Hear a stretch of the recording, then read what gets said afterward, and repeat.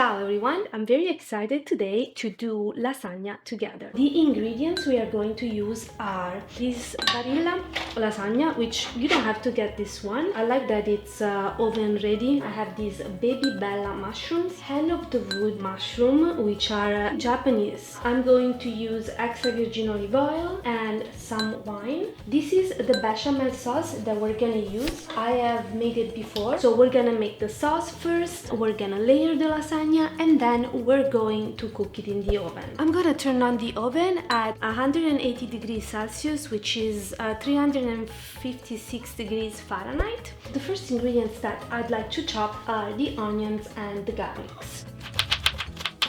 What I want to do is turn on the gas. I don't want to turn it on super high. I want to put the oil on it.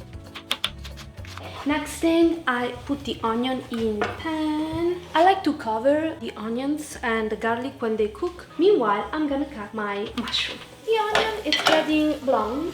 At my first batch of mushroom that I cut, the hen of the wood mushroom. I'm not gonna cut them because they're very easy to cut with your hands. I'm going to get the mozzarella. Definitely not one of my favorite brand or quality, however I think it's gonna do the job. You can make this recipe without pancetta and it's gonna be a vegetarian recipe. If you want to make a vegan version, let me know if you would like me to try. This is the time to add the end of the wood mushroom and I let them simmer like this. Perhaps I add some salt. I'm not gonna go too crazy with the salt because you can always add it at the end. You cannot take it off. Very good. Okay, this is my favorite thing. By the way, I love mushroom. It's like my favorite food. And I add the pancetta. It's pancetta time. What I can do is starting to coating my pirofila. This is what I'm going to use. So I go and make a base. It's okay to also raise the flame under so it cooks a little faster. Oh, I forgot the peas. So today for this recipe I'm using frozen peas, but if you have fresh peas, feel free to use them as well as like any other fresh ingredient. 1 to 2 cups. I'm gonna go buy that. I'm going to prepare the lasagna. Actually, I don't have to do anything besides taking it out of the box. I just love the fact that these ones cook so well. It takes 3 this side.